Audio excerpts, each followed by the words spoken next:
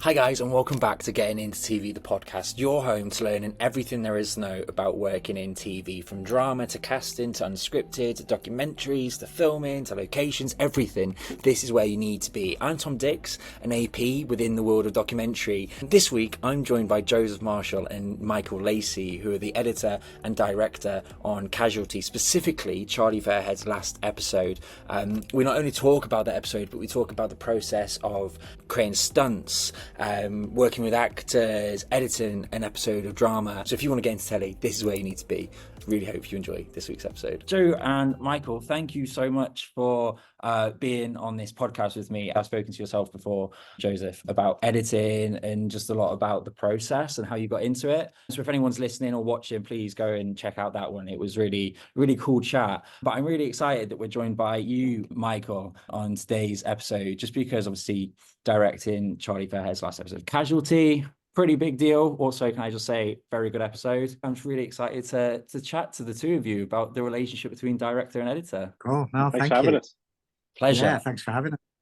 I suppose like the best place to start really is, what's it like working on something like Casualty? Can you just walk us through a typical day on set for the both of you really, as a director and an editor? So yeah, it's probably best to start with you, Michael. What's a typical day like for you?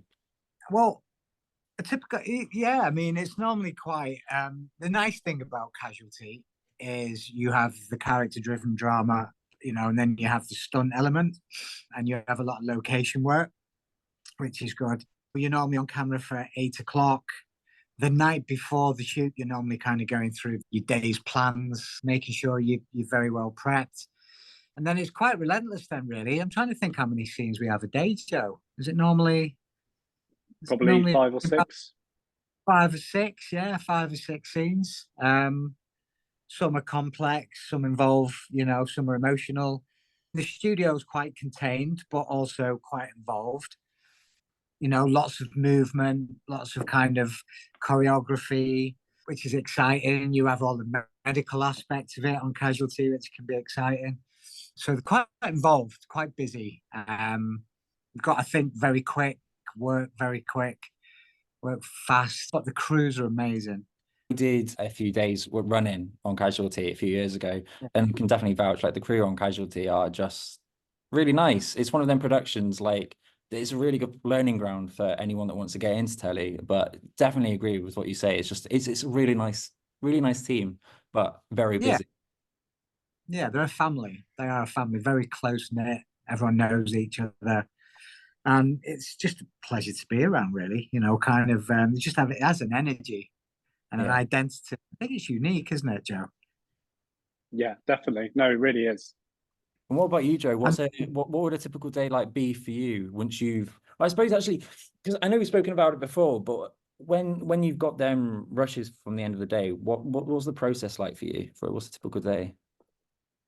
Well, like just before I start, I've read the 2 shooting scripts, and in this instance, for the Charlie final episodes, I know Michael, so I've worked with him twice, both on Casualty and Holby. So what we did, I think we spoke just beforehand when he started shooting, what the from A to B basically, like how he's going to structure this episode, and he's talking to me about certain scenes and everything.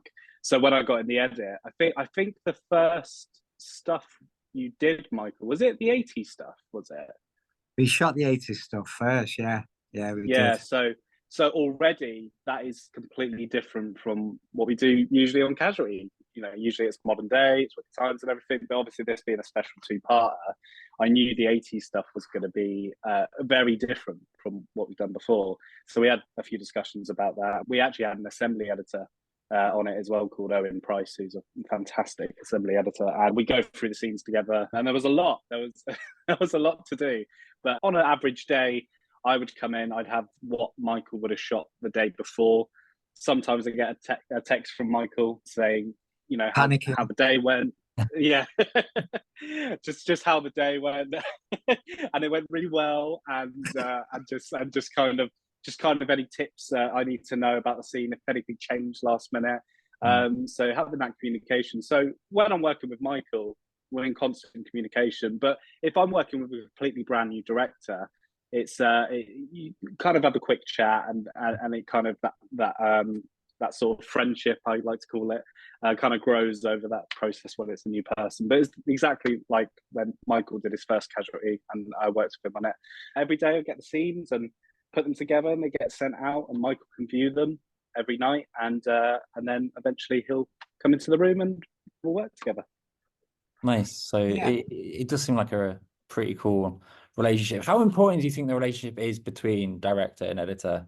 Then, yeah, Michael, pretty important. Play nice. No, I think the editor, look, as a director, the editor is your best mate. You know, they are plugged in emotionally. Obviously, they've read the scripts. They've kind of, personalized it. They've formed an interpretation. They're emotionally plugged in. They've also got an objectivity, which is massively important because, like being on set and kind of seeing the kind of, I don't know how hard things are sometimes to get shots and the things that you go through, the process, the weather. What's lovely about editors, they have this objectivity and primarily just concerned with telling the story and what's best for the story and kind of the scripts and the thing as a whole. So to me, an editor is your best mate.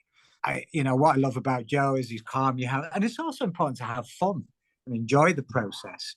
We know it's a business. We know that sometimes it can be quite stressful and pressurized. The thing with Charlie, like literally, I read the 80s episode when Charlie was flashing back close to death. And I just read, it was just literally a line in the script, and it just said, we're introduced to young Charlie. And I went, what? Shit, we've got to cast him as well. And I was like, no pressure. I thought Gemma from casting and we just did an amazing job of putting together young actors who just immersed themselves in all these episodes of Casualty and kind of studied Derek's kind of characteristics and mannerisms. I thought it worked really well. I was really interested in what your reaction would be because the first time you see young Charlie is in the rushes. Yeah. It was shocking. I couldn't believe it. I was just like, did they go back in time? did they actually get young Derek Thompson? It was like, because I think the first rushes I saw, it was like a profile of him.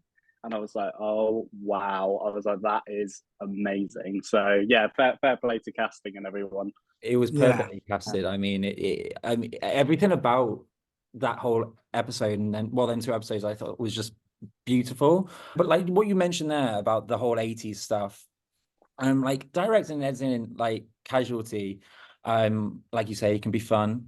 But I suppose it has a formula that you have to kind of stick to week in, week out. So what's it like when you have episodes like this where you can break that formula and go back in time and you have young Charlie? What's that like as a director? I mean, what were the challenges that you when you initially saw that script? What was going through your head? Well, look, it's quite. I mean, when someone asks you to direct episodes like that, it doesn't really, whether it be Casualty or Coronation Street or Emmerdale, as a rule, the execs and the producers have invested a lot of time and energy pitching these storylines, and you feel a sense of responsibility. It's quite brutal in the sense that if you get given a big storyline like Charlie's exit or Sinead's death in Coronation Street or anything like that, you're very you're very aware that if you mess it up, that it could be the end of your career. There's not many jobs really where every 6 or 7 weeks it's thumbs up or thumbs down, to answer your question, in detail, in subtext, in minute detail. And you obsess about things to such a point, even with big stunts, you concentrate on the smallest things. And what that does to me is it kind of protects me a little bit, puts you in a bubble, and you just concentrate on performances and emotional beats. And you tend then to not really worry and become overwhelmed by the scale. Yeah. That's how I protect myself. Because you're so kind of involved in asking, in performance details or, working with actors, that the stunts kind of are almost secondary.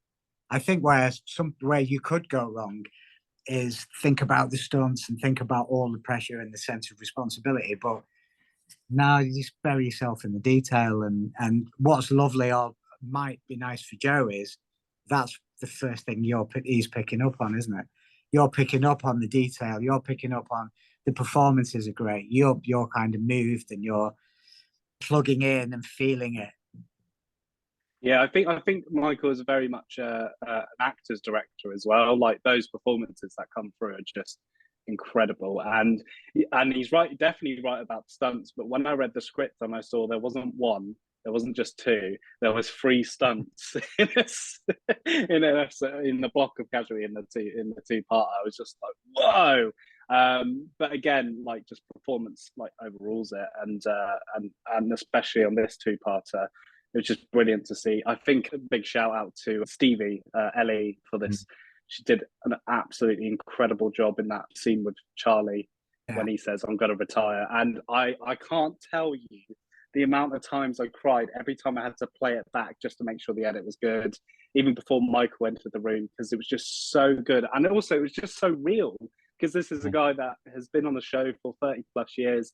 And this is his exit, and he's such an icon. Do you know what I mean? But also just the emotional weight of it. She did such a fantastic job, and all the cast did a brilliant job. But those performances really, I think, really cement that 2-part and make them memorable.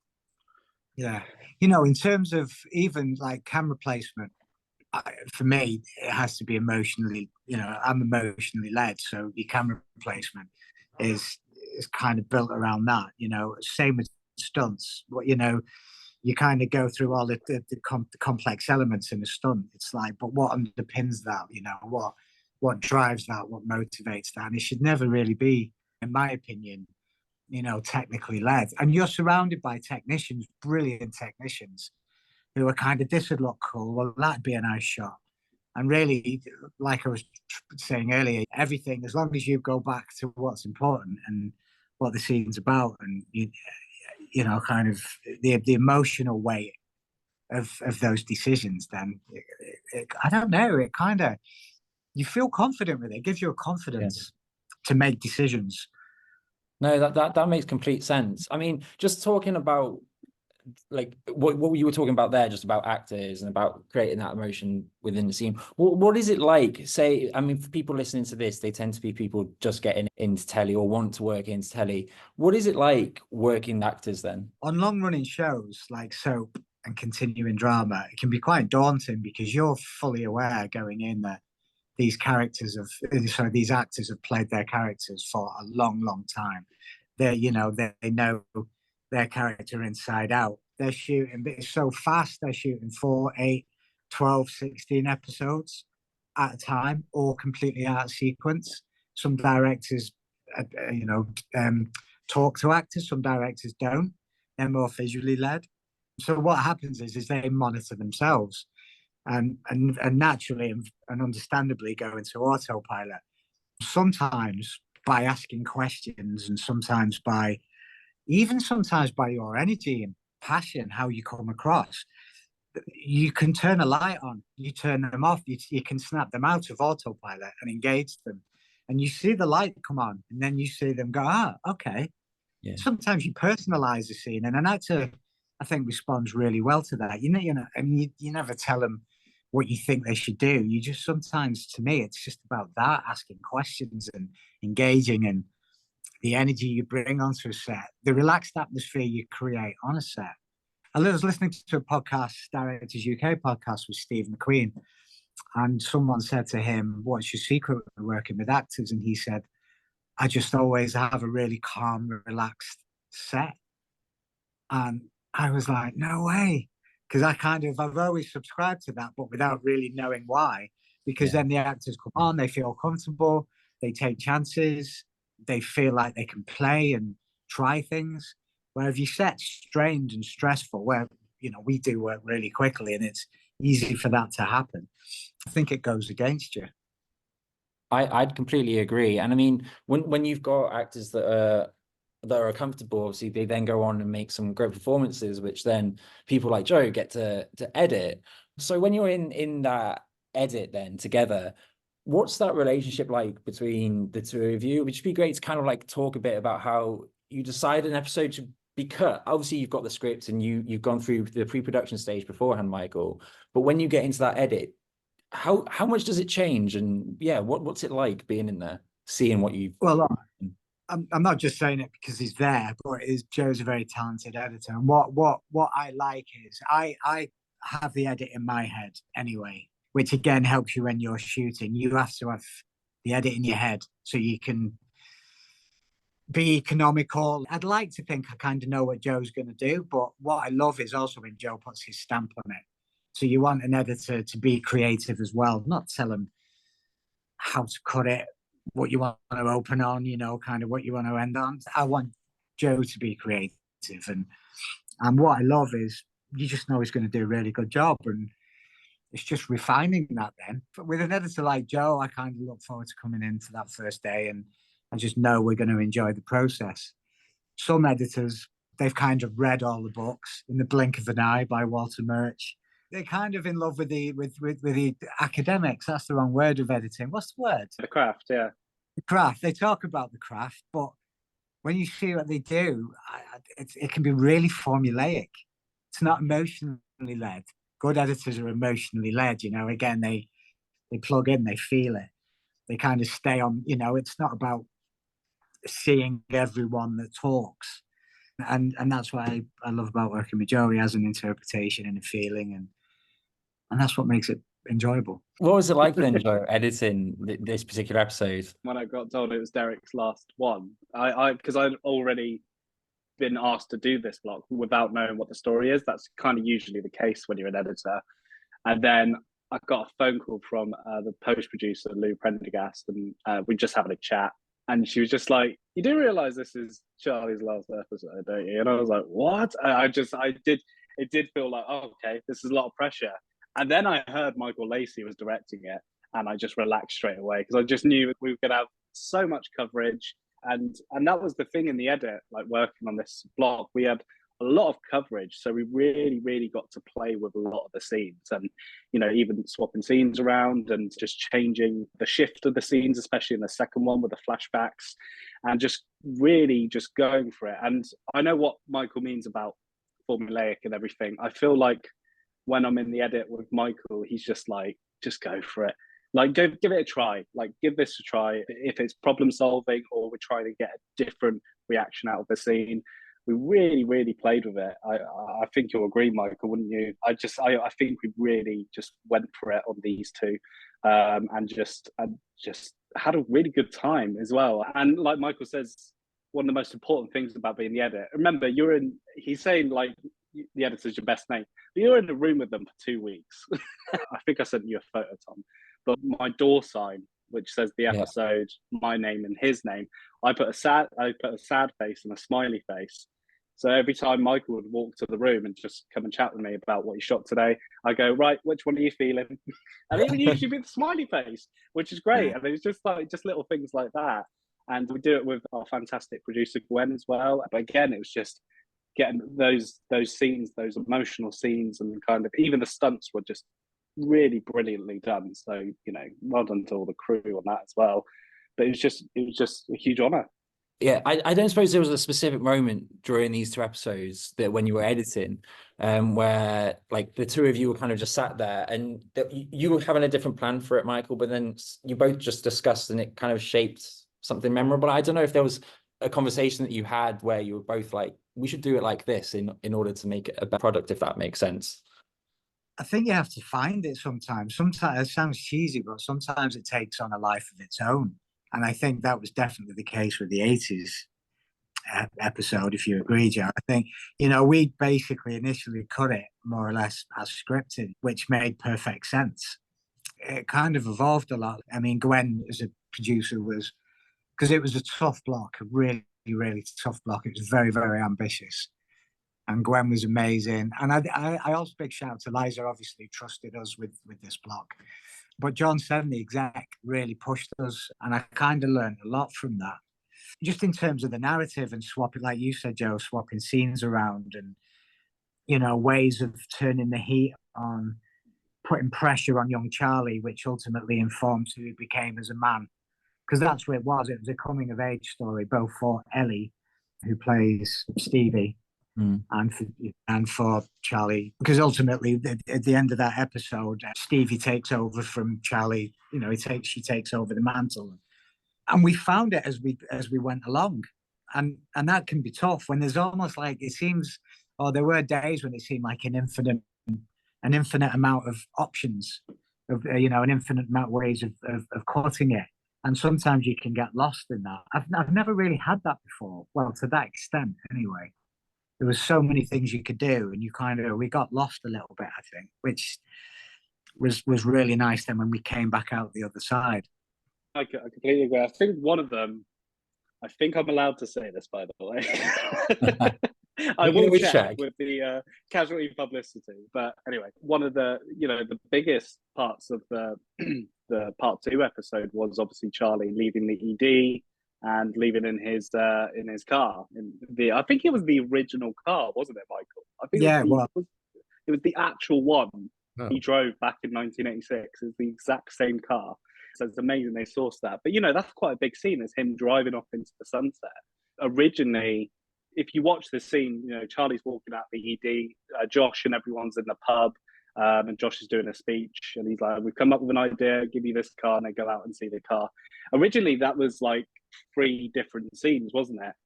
But then every time we kind of watched the episode over and over, I think me and Michael just kind of agreed, like, it'd be better if it was kind of all bunched in one. So as Charlie's leaving, you're starting to hear Josh in the pub, and then he approaches the yellow Beetle and then drives off, and it just worked so much better. Like, Josh's speech worked over everyone clapping for Charlie. It just worked. I don't know. I wouldn't say it worked better. It just felt right.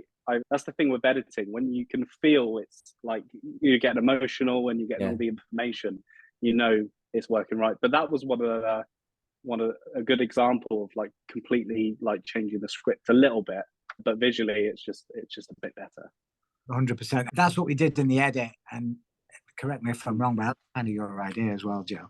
But what I did on the floor when we were shooting those scenes is the character of Charlie is based off a real life nurse called Pete Salt, and I don't know whether you know him, Tom, but Charlie was kind of built from him. So what we did is we invited, through Gwen and John and Liza, they invited Pete to this kind of scene where Charlie's leaving the ED for the last time and everyone's kind of lined up outside. And we hid Pete in the back of a van. Yeah. So when Derek was blocking it through, no one's, Derek just saw kind of all the normal faces, really. And then what we did is we positioned Pete in the line for the actual take. And then the cameras following Derek out. And then when Derek saw him, they were genuine tears. That was kind of genuine emotion. Watching that, I thought it was beautiful. Both 2 episodes were just beautiful. But yeah, I thought that was a really nice moment that you had there. I thought, definitely. What I love about this job is it's a collaboration. When you're surrounded by genuinely talented people in every department, I think, as if any directors are listening to this, don't close people off. Don't see it as, don't let your ego kind of not ever listen to other people's ideas. Try and be a filter and, accept things you think will enhance your scenes and add something to them. And you've got to be quite foolish sometimes to shut people down, I think. Definitely. Absolutely agree with you. I just wanted to go back a little bit. And to kind of like the start of the whole process, when you get that script, what are some of the biggest challenges you face, like during filming and during the editing process, and how do you overcome them? And especially, I mean, just coming from the perspective of people listening to this that are wanting to get into telly and may not realize some of the challenges that you may face on a day-to-day. Soap is unique in the sense that from that moment, as soon as you walk out of that room, you're on your own. You are completely on your own. So you have 3 weeks prep, 2 or 3 weeks shooting, 2 or 3 days in an edit, then you have a viewing. And you're then in an edit suite, effectively, and the producer comes back in, and it's you, the editor, and the producer. As I was saying about thumbs up or thumbs down, it's exactly that. No one really cares about the schedule. No one cares about the weather. No one cares about if everything went horribly wrong, what your crew were like. Most of the crews are amazing. It's basically you that has taken that brief through that journey up until what is viewed in an edit suite. Producer will either be really happy with you or they won't. What I loved about working in serial drama, say Holby or Casualty, is you have a block producer with you throughout the journey. So same process, you get given your rehearsal scripts, but you've got this block producer with you who's already kind of worked on the scripts with you, well, before you even arrived. So you kind of bounce off each other, you know, and I kind of really like that. Same thing though, you know, you both then go into prep, you both go into the shoot. And then in the edit, you and the editor go in on your own first. Then you have a block producer viewing. Then you have a series producer viewing. Then an exec producer viewing. A lot of viewings. So a lot of viewing. So it can be quite so subjective, isn't it? So your block producer might be happy, it's right, isn't it, Joe? But then your series producer might have notes. Then the exec comes on board and they've got different notes. So you're kind of, I don't know, you kind of pride yourself on having as few notes as possible. But if me and Joe have done our jobs right, then hopefully you've already moved people. You've already kind of won them over. It's just kind of, I don't know. It's sometimes just making their subjective changes, and they've got, obviously they're the showrunners, so they kind of understand how your block fits in with a box set. On Casualty, you have box sets, don't you? So how many episodes are in a box set, Joe? Is it like 6? Tom will probably know more than me. I think it's 12. Yeah. I think it's 12. 12. Okay. Yeah. Of course. Yeah. 12. So if you know, so if I'm engaged to direct 2 episodes, those 2 episodes fit into that box set. What's lovely is your series producer and your exec producer kind of know, you know, where that sits, how that fits. What about you, Joe? What are the biggest challenges that you face that you kind of have to overcome? I think if it's just like, if something major like changes on the day, like if it just hasn't gone the way it should. Sorry, I'm trying to really think of this answer because I have got one example. Oh God, you tell me and I'll say it, and then it sounds like I've said it. So we were filming a big stunt in the first Charlie episode, called Trauma. Was it called Trauma? Yeah. And we had this huge truck, HGV truck with gas canisters that had to smash through all these cars and spill. Basically, oh my God. It was supposed to be a motorway that this pilot took place on, and we couldn't find a motorway. We couldn't afford a motorway, but John and Liza, being ambitious and courageous, wanted a motorway. We trawled around for days looking for it, and it was never going to happen. So the motorway became a dual carriageway. Then we spent days trawling around looking for the dual carriageway, and they weren't really suitable either. So this is a lot of pressure now, because you've blown 4 or 5 days, maybe a week, looking for locations that don't exist. The shoot's getting nearer. You've got all these storyboards to do. Eventually, me and Gwen went, right, do you know what? Sod it. We'll make it work on a road. And that was the road you saw in the episode. And it was tough, really tough, because you knew that everyone wanted the spectacle. But the reality is you now have to make this motorway stunt that work on a 2-lane road. I thought it was brilliant personally. Like when I got the rushes, because obviously there's cars in the background as well, isn't there, Michael? And you know, like real cars driving about, and I was like really impressed. But I guess it's like a different viewpoint when you're actually there. Like, do you know what I mean? Because you're not being the lens and everything, like in the positioning. It's like a jigsaw. It's like a Jenga, because there's only one way in and one way out. And the story meant that, you know, someone had to be open still, even though the road was closed, to provide an exit for the drug dealer, who ultimately causes the explosion. So it's very complex. Anyway, my point is the HGV truck that had to spill all these gas canisters to cause the explosion. The stunt went wrong, and the HGV didn't tip over. It kind of stayed on all 4 wheels. So some of the smash, looked great. But ultimately, it just went completely wrong. Yeah, so we had to pull the day, and we were kind of trying to figure out what to do. And we watched the rushes, and as soon as you're watching the rushes on location, firefighting, going, okay, what have we got? What can we use? What tells a story? And the first person I rang really was Joe. I mean, I had an idea. Obviously, we had to ultimately get this HGV on its side. But I rang Joe and was like, look, this is my idea. What do you think? Do you think this will work? And you were amazing that night because what time did I ring you? 9 o'clock at night? 9 o'clock? 9 o'clock, yeah. And then Joe basically took the rushes and did a rough cut, sent it to me. And it was like, I don't know, like, what I said earlier about the editor being your best mate. It just galvanized me completely and the decisions we were going to make. And when I went in the following day, because you've got bickers there, you've got cranes, you've got everything, and everyone's waiting. You've got production on the floor because they're panicking because time is money. And everyone was amazing and patient and very trusting. But what was lovely is coming in with Joe's little video going, there you go. And look, this is how we're going to get around it. And this is how we slide the HGV on its side.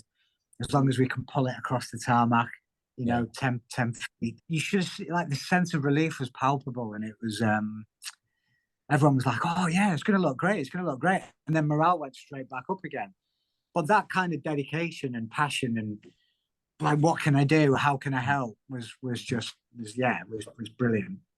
I'll always remember that, actually. Joe saved the day. Yeah, he did. Yeah. I sat there at home with a cape on, I saw the Joe signal, just a big J in the sky. One thing that I just thought of, stunts. How do you go about planning something like, I wouldn't even know where to begin. How do you begin planning something so big and extravagant like an explosion and a stunt like that on a road? For me, again, similar to what I was saying earlier, you know what they're looking for. Normally what I do is again kind of bury myself into how the characters are feeling, what the scene is about in terms of performance and emotionally, and then I normally build the stunt from that. It normally involves storyboards, shot lists. That pileup was so complex. It was layers. It was just layer after layer after layer, because obviously that little boy couldn't have traffic anywhere near him. So it was loads and loads of plate shots. We were doing plate shots with the road empty. The little boy was completely on his own with nothing there. Who was the VFX guy from Gorilla? I think it was Joe, wasn't it? Great name. Yeah, he was very brilliant, very helpful. So in terms of prepping your huge stunts, it's have an idea what the scene's about, have an idea what the characters are feeling that are obviously in the middle of those stunts, and then build it from there. I suppose that's a prime example with what you're saying, a load of different shots and different layers. It's a prime example of the edit process, I suppose, having to all come together, like the whole thing just coming together in one. Yeah, I mean that pile up and the crash of the HGV and that I think that was, is it 4 separate days, that whole crash, Michael? Was it 3 or 4? I remember because I remember getting the stunt in sections basically every day, and obviously I've got a script that says the order it goes in and everything, but once it comes in, it's so much fun to put together, and just adding those sound effects and horns. And I think one of my favorites is when Michael, who plays Ian, he's going stop like that, and the 2 cars crashing. It looks great, like the angle Michael and crew got and everything. But yeah, no, it's a couple of days and then putting it together, and then you kind of go, okay, how can we tighten this up? So putting those pieces together and seeing it all together is great. And like Michael was saying about the HGV truck, like figuring that cool challenge, really, like kind of, we looked at like where the truck impacts, where it's supposed to flip and it hits like an Audi or something, and then that would make it spin and then slide across. And also those Teddy reaction shots when he's covering the boy, that was shot on the second day as well. So it is really fun, but I don't think I've ever done such a big stunt like that before. I think when production was scheduling it, they had it at 2 weeks to shoot it properly, the whole thing. We had Was it 4 days or 5 days? Sure, it's 5 days I altogether. think it was 5, yeah, But overall. but but but that was everything. So that's what I mean about crystallizing it, because the stunt is a device ultimately. You know, the pilot was a device to cause the explosion, to inundate the ED, which then put strain and pressure on the staff. And ultimately, Charlie had to meet the drug dealer that ultimately stabbed him. So when if you've got 5 days to shoot something that should take 2 weeks, it forces you to really focus in and hone in on what's important to tell the story, really. And what I think the decision we made was, it was kind of Teddy. Obviously, Teddy's directly affected by it. You know, when he loses Len, the lorry driver, who he kind of had an instant connection with, that haunts him a little bit through the episodes, and that causes his reconciliation with Jan. You know, because she sees how distraught he is. So then you make the decision. Well, he's got to be. We've got to make it immersive and follow Teddy through this. We kind of saw the whole thing through Teddy's eyes. You know, and then that's how you plan it then. So you make those decisions emotionally, then you kind of figure out how to attack it and go, right, all right, and then everything comes from there. I think you could get completely overwhelmed by it then, or start shooting set pieces or elements in terms of, and putting your time and effort in something that isn't really relevant to the thing as a whole. That makes total sense. I just wanted to ask, for the people that are watching this or listening, what skills and tips would you have for them people that want to be a director, that want to be an editor? What should they do or start doing if they want to be able to do something like this? Make shorts, go out and make stuff. It's kind of, it's making people feel valued while still pushing it visually and emotionally, whilst working with actors, and being collaborative and asking questions that elicit performances, and figuring out who you are, what you have to say is kind of massive. And I think that's what short film, if you go out and make things, you start to figure that out. Yeah, that makes total sense. What about you, Joe? For me, I kind of started off making little shorts of my friends and everything. Whilst I was being like in them, I wasn't really thinking about the editing, but the more I edited them, I was like, I'm really enjoying this. So I think my advice would be just to kind of, a good one to do is edit trailers. If you could tell a story like editing a 2 minute 30 trailer, that's a really, really good practice. Using a system, like how you use effects and everything. I think watching lots of film and television really helps as well. I really want to go see Civil War because I've heard that's brilliantly edited and there's some really tense scenes in there. So I'll be doing that for research. But I think it is mainly just getting your hands on, and also if you're just starting out, you've just left uni and everything, email people, contact people. It is about reaching out and saying, is there a chance I could do a day's work experience in an edit? I've had loads of people that have done work experience with me, and a lot of them have gone on to work in post-production houses or with other editors, assembly editors or assistant editors. Just reach out and just show your interest and keenness in post-production. I've got one final question, and it's usually the one that stumps people. But just what have you been watching? I'd love to get some recommendations. I've been watching Griselda, which I love that. I thought that was entertaining, moving, shocking. Yeah, it was really well directed. It was beautifully lit. Performances were great. Some fantastic character actors in there. She was unrecognizable. Started watching a bit of Gentleman, Guy Ritchie's, but don't know. What about you, Joe? What have you been watching?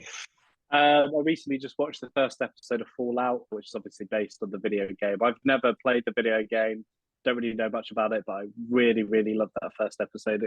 It's a perfect pilot in my eyes. Like I already know, I feel like I'm in the world. I know the characters really well. I'm really looking forward to watching the rest of the series. I did not long ago finish binge watching What We Do in the Shadows, the television series. And it's absolutely fantastic. Every single episode I was laughing. I think I was quoting it in the edit room a few times. It's just really, really well done. But I can also tell how hard it is to make because a lot of it's improv. It's really inspired me to think of ideas for TV shows and everything, that sort of format.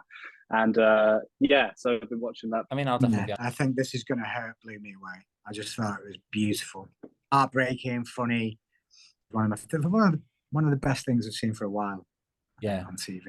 Yeah, no, it's pretty incredible. It is.